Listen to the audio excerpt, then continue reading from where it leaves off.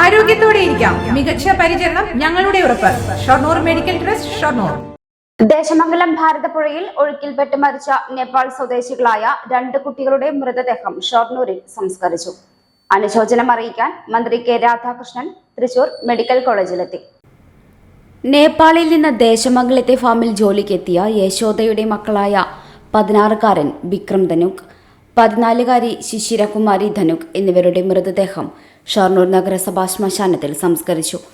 പിതാവ് എത്താൻ വൈകിയതിനെ തുടർന്ന് പോസ്റ്റ്മോർട്ടം നടപടികൾ തിങ്കളാഴ്ചത്തേക്ക് മാറ്റിവെക്കുകയായിരുന്നു. പിതാവിന്റെ സഹോദരൻ എത്തി കുടുംബാംഗങ്ങളും ജനപ്രതിനിധികളും ഇടപെട്ട് സംസ്കാരം ഷൊർണൂരിൽ തീരുമാനിക്കുകയായിരുന്നു.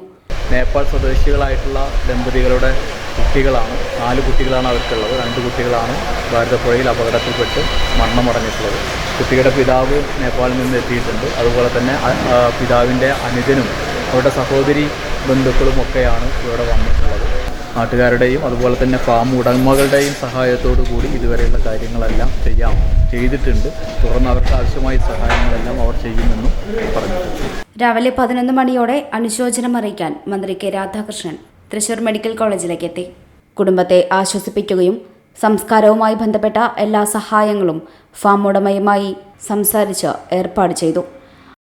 മുൻ MLA UR Pradeep, Vallathol Nagar area secretary K Muraleedharan എന്നിവരും മെഡിക്കൽ കോളേജ് മോർച്ചറിയിൽ എത്തിയിരുന്നു.